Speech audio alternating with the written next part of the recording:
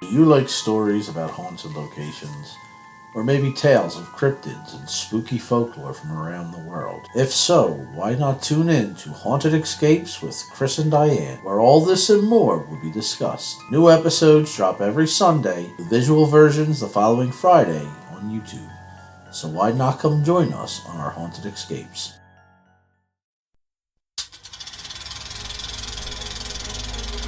You can't handle the truth! I'll be back. It's alive! What an excellent day for an exorcism. Hi, this is Joe, and this is the Filmjoe podcast, where film talk happens. 1, 2, 3, 4!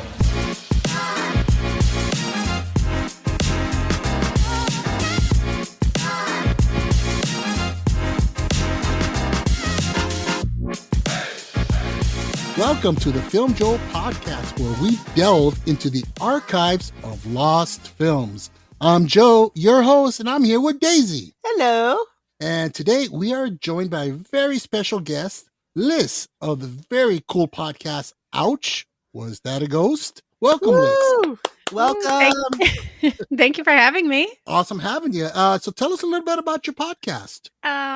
Ouch, Was That a Ghost? We cover paranormal, some true crime. I really like cryptids. We do quite a few of those. We're just all over the place. Okay, cool. All the weird stuff. That's really cool. Love the weird stuff. UFOs. Oh, we recently discussed the UFOs as well on your show as well. Yes, I can't wait. And I actually have another UFO guest host coming on to tell me about their experience, their firsthand experience, which is going to be really fun too.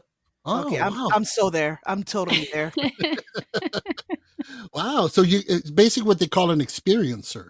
Yes, she wrote a book, and her and her husband actually wrote a book together, and they're going to come on and tell me all about it. Awesome. Oh, can't wait. Can't wait. So everybody, Ouch, Was That a Ghost? And it's on most platforms, Amazon, Apple, Spotify, right? Spotify as well. Yep. And so check it out. Awesome podcast. Really a lot of fun. All right. So let's jump into this. So this week, we're going to continue our bonus episodes on films that have been pretty much forgotten in time. They disappeared, all due to the oversaturation of streaming and the whole setup of how films are released nowadays. So really great films, truly lost treasures. But before we continue, just a little reminder, we're not professional critics here. Far from. We just love to talk about film. We're film fans, and we have a love for films. We just talk crap about good movies or bad movies even. Have fun. And have fun, exactly. So, and also be advised, most of these episodes, like this one, will probably have some spoilers. So if you haven't seen if you haven't seen this movie, you've been warned. All right. So now, based on the film we're talking about, which is Daisy? Running Scared. Yeah. So based on the film, we're going to give this a rating of 1 to 10 badges. Okay. Okay. All right. Not so bad. All right. No pushback. I like that. Every time I give that's rare. That was it. So, all right, so let's jump in. So this first film, it's a laughter-filled action cop buddy film that is a lost classic. We're looking for some new career challenges. Yeah, something with a future. Show me another career they let you shoot people. Give us your money. You're mugging us? I don't believe it. You better believe it or you did. Oh, come on, let us keep the driver's licenses and the snapshots. And our badges. I can't believe that you missed all 6 shots. What are you talking about? I hit the windshield 6 times in a row. I'm the one who made him swerve. Oh, you made him sweat. Yes, you sir. always aim low anyway. Oh, good. Nagging me now. Nagging is good. You owe me $10 and I never said anything. You want it now? Yeah, I want it now. Did I come at a bad time? Follow that car. Two streetwise Chicago cops have to shake off some rust after returning from a Key West vacation to pursue a drug dealer who nearly killed them in the past. The film we're talking about is Running Scared from 1986, and it's directed by Peter Hyams, who did some awesome films like Time Cop, Hanover Street, The Presidio, and The Relic. The film stars Billy Crystal and Gregory Hines, as well as Jimmy Smits, a fellow Puerto Rican there. Representing. There we go. All right. So Daisy, your takes. So I saw this when I was a kid, and what immediately attracted me was the goofiness, just the whole comedic chemistry between these guys, and I loved it. I was a tomboy, Mhm. so I always wanted to be a cop. So I thought, oh my god, this is freaking awesome. I love the action. So yeah, I highly recommend this movie. I saw it again as an adult and fell in love with it all over again. Cool. So Liz, this is the first time you've seen it, I believe, right? It is. So what did you think? What was your take on this? The script itself wasn't super strong. There were so many like plot holes in it that drove me kind of insane. Like even how they handle their weapons. You know what I mean? They'll have the trigger fully pulled, things like that. Or when the taxi backed into the other car, then the dent was on the other side. It was just like things like that drive me insane in movies. But the music, the shorts over the sweatpants, that makes up for it. Okay. Okay, so you can relate with that. Okay. Yes. Oh Lord.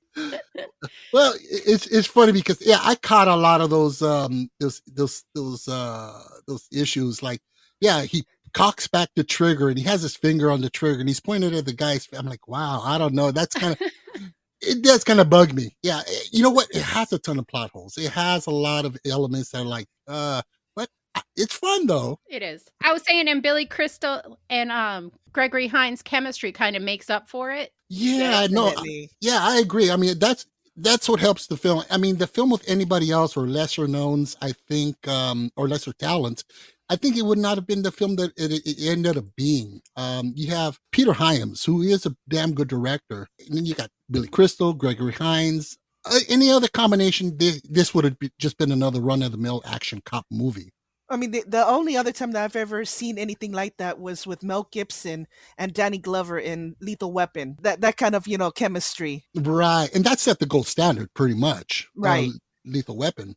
Mhm. But I mean, for me, it's been at least 20 years since I've seen this. The first time I saw it, I actually went to a theater in Hollywood and got to see this, and I was blown away. Loved it. It was a pretty decent hit. Love Crystal and and Gregory Hines. They have great chemistry, Their friendship is like totally believable. You really and believe that they're friends. the banter back and forth. Dan Hedaya, who plays the captain, Romance in the Stone. He was the dictator. I think of Clueless immediately with him. Clueless. Wasn't he in Dad. Commando? He was in Commando Yes. and in Romance in the Stone. And what was the other one? You said Clueless, right? Yeah, he was Yes. the dad. I The love dad. that movie. It's been a minute since I've seen that one. They had Uncle Rico in there Uncle Rico, which character? from Napoleon Dynamite. Remember the one that was always throwing the footballs? Oh, I haven't seen that movie in a while. It's been a Oh. good minute. wow. I'm like part of the 2% of people who have not seen Napoleon Dynamite. Oh my gosh. Oh, dude, the tater tots. And every time I come across people that you're talking comedies or doofus comedies, and they're like, "Oh, Napoleon Dynamite," and I just kind of bow my head in shame, and I'm like, "I've not seen it. Not seen it." Well, can I tell you a secret?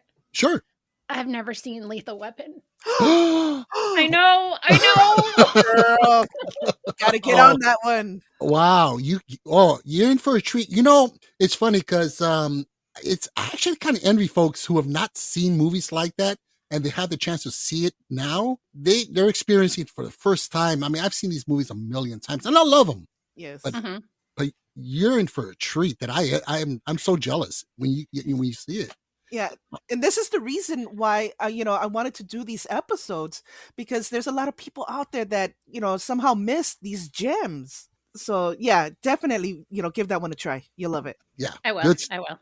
good stuff. Good stuff. And by the way, and I love, again, the chemistry between Gregory Hines and Billy Crystal. You don't have a hard time believing that they're good friends. Mm-hmm. There's not much suspension of disbelief required because they're buddies. They're good friends. And apparently they were really good friends in real life. And it showed on the screen. They It did. it really, really did. Now, some behind the scenes stuff on this. Now, the original script was originally written for Gene Hackman and Paul Newman. I read that last night. Yeah, I'm not. I love Gene Hackman. He's the He's man. awesome. He is awesome, but Yeah, Paul Newman. But I don't know for this Different- kind of film. different flavor. Yeah, I mean these guys are top notch, legendary type actors, and I think it worked out better this way. I mean Tom Selleck and Travolta were also considered, and Travolta doing the strut. Yeah. I don't know. I see him, kind of reprising his role as Barbarino from Welcome Back, Kotter. It might have worked. I don't know. It's a trip. I mean, my two favorite Travolta films. They're Saturday Night Fever. Oh man, yes. Great film. That one and Grease. Oh my god, I love that movie. Yeah, I can watch that one over and over again. Liz, have you seen Grease? I have. Every girl has. I think every girl has. I've seen that a million times. My daughter killed that movie for me. She watched it a million times. It's a good movie. It's really good. They had an anniversary screening out here where it was a sing along, and they had the lyrics on the screen. Shit. That would have been awesome. That would have been awesome. I could totally see you trying to dress up as John Travolta from Grease. Hey, with the roll. Actually, you have. Yeah. Back in the younger days, many moons ago. Yes. Now, one thing that was pretty wild about this one that I loved, I love a good chase scene, but sometimes they're overdone. And I mean, you have great chase sequences like Bullet with Steve McQueen and The French Connection with Gene Hackman. But this one was pretty freaking original. Yeah. When they're on the L train track, love it. That was a trip. What did you think of that, Liz? I was thinking, wow, those cars are pretty sturdy. As I was watching it, that none of the tires popped, not one. I was like, wow. Well, apparently in production, they went through like 4 of them, I want to say. Yeah, they destroyed the hell out of those freaking cars, but it still was cool. It was cool. Yeah, no, it was a cool scene. Yeah, and original. I mean, you take it somewhere where it's never. Actually, you know what's another great chase sequence is? Have any of you seen the Blues Brothers? Yes. I have not. I feel like I'm going to just get yelled at here. No. You got some homework now, girl. He said, yeah, immediately. Yeah. It's like every 5 minutes we're going to be, what? No. I'm going to get a list from Professor Daisy. Get all of these done for the next time I speak to you. Yes. I'm like, what you think? What did you think? Okay, give me your notes. 500-word essay. There will be a quiz at the end of this. Oh, Lord.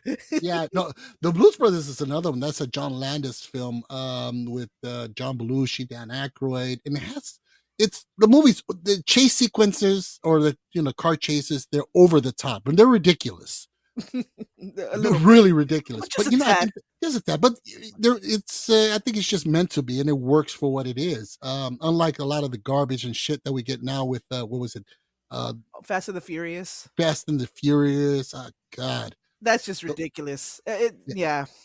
The first one was good. Yes. Mm-hmm. But then I don't know what happened. It just took a nosedive. They were just milking keep it. making them. Yeah. Yeah.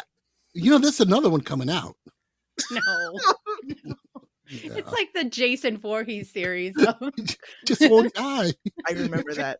Oh, God, just won't die. I mean, and you got Vin Diesel, over there. It's about family. Jesus Christ. Oh, man. When I swear to God, which one was it that he cries or something? Oh, no. I got suckered into seeing that one in the theater. I didn't want to see it. But there's a part where somebody dies, and then Toretto, which is he's like, oh, and he starts to cry, and you see those tears coming out. And I'm like, oh Lord, no, just shoot me. Yeah, I am Groot. Yeah, that was pretty bad when he tries to act. No. But I mean, so like we kind of got sidetracked there. But with the older films in the 70s and the 80s, when there was a car chase. You had cars zooming down the set at 70, 80, 90, 100 miles an hour. Now it's all CGI. That's no fun. Nobody's in danger. What's the point? Yeah. Okay. What's the point? Hey, is somebody going to end up in Traction? No, what the come on. This isn't entertaining. Yeah. Exactly. What was it like Maxima's are you not entertained? There we go. We want blood, man. Oh gosh. So overall, the movie did really, really well. I mean, at the time, it had a budget of about $15 million, which is about $42 million today, which is still kind of low for that kind of action film. With that kind of that sort of level of action sequences and so forth. Box office at the time was about 10 million. Oh wow. So it lost. Yeah, no And, shit. yeah, and in today's dollars, like 28 million. I mean, it took a loss. I mean, it did well on home video because at that point, the home video market was pretty huge. So that was kind of like the saving grace for a lot of films. They didn't do well in the theater. They ended up doing really well on video. And there's a lot of cases like that. But still, where it counted, it didn't really do well. Such a shame. Yeah, and I loved it. I mean, maybe because there was I don't know, maybe there was a lot of buddy cop films at the time. Lethal Weapon, which somebody hasn't seen. I'm not mentioning names here. But yeah, there was a lot of this stuff going on. So I guess people are like, oh, it's just another one. They had Beverly Hills Cop and all this stuff. So, but no.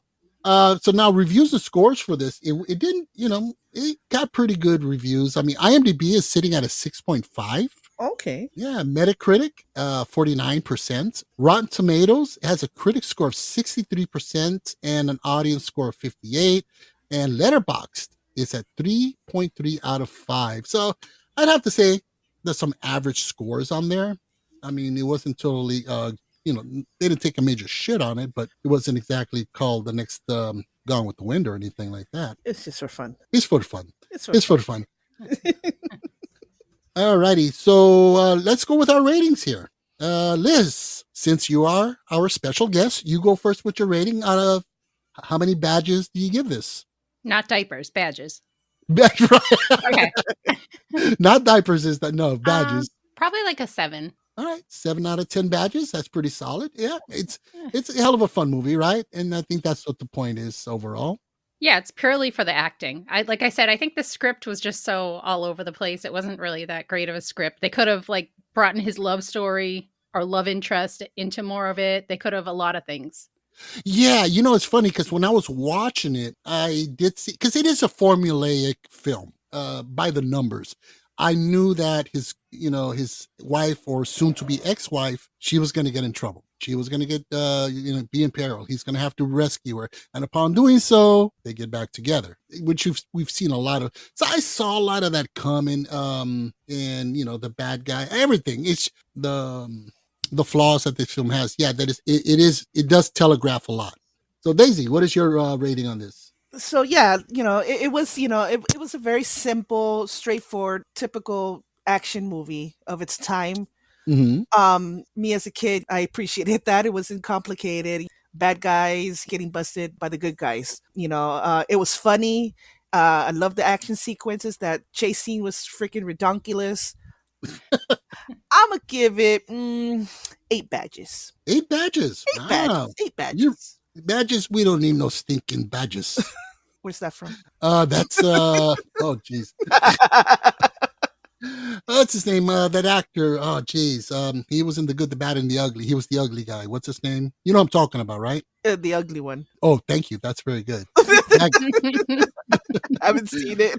Eli Wallach. Okay. Eli Wallach. Yeah, he that was from one film that he did. All right. To me, yeah, it's formulaic by the numbers. You see stuff coming. It's not very original, but I think what makes this film definitely work is the chemistry and the immense talent of Gregory Hines and Billy Crystal. They were just fantastic together. Definitely, I think it's an underrated buddy cop film of the era. Mm-hmm. And so my rating on this, I give this a 7.5 out of 10 badges. Not bad. Yeah, not a bad film. Yeah, so I'm going to give you guys, here's a list of films. So if you dug that kind of movie, 80s actioners, bad guys, good guys, drug dealers, and stuff like that, there's a few good ones from the 80s that are worth watching. Lethal Weapon from 1987 with Danny Glover and Mel Gibson. Mm-hmm, mm-hmm. Awesome movie. I feel personally attacked. Hey, I'm not saying, I'm just saying, right? No, but it's definitely Lethal Weapon is a good one. Beverly Hills Cop from 1984 with Eddie Murphy. Yes, yes. That is you've seen that one, right? I have seen that one, yes. Okay. Yeah, that's an awesome one. And they're coming out with a Beverly Hills Cop 4 this coming July. Well, we'll see. As far as sequels go, I'm very skeptical. Very Well, scared. well, it's an interesting trend that we're seeing now in where we have Ghostbusters. Now we have Beverly Hills Cop. We had what was it, Maverick. Top Gun Maverick. Some of these legacy films or these 80s, mega blockbusters, they're kind of coming back. You had the Terminator a while back. Beetlejuice. I mean, Beetlejuice. I can't wait. Yeah, I can't wait for that one. And I just think that it's kind of reflective of the fact that a lot of the shit that's out now really sucks. We had the onslaught of the Marvel garbage that was just inundating the cinemas. And people either want something original or something familiar and near and dear to their hearts. So I think that's why some of these legacy sequels are just kind of cropping up here and there. As long as they do them right, I have no problem with it. Yeah. Exactly. Another one, Die Hard from 1988 with Bruce Willis. Yes. That is a gold standard one right there. And I don't know if any one of you have heard of this one, Midnight Run from 1988. I've heard of it, never seen it. I have not seen it either. And I was trying to hide when you said Die Hard because I thought you were going to ask me if I saw that. And I literally turned my head like you were looking at me. Like, You already, crap. you already know this. You already know what I'm going to say. You got some more homework now. You got some more homework. I wish you saw me trying to hide, though. Well, I sensed that you were hiding behind your monitor. I'm like, oh, okay. I see you. No, I'll just shrink down. They won't notice anything. I spared you. But now Midnight Run is kind of an obscure one in a way that it did well when it first came out. It was very popular and it just kind of faded away. This is a movie that starred Robert De Niro and I forgot the name of this other comedian, but basically Robert De Niro, he's a bounty hunter, and he's his task is to get this guy who's a white collar criminal, whatever. He embezzled a bunch of money. He's basically a numbers guy, an office guy. And Charles Grodin, that's who it is.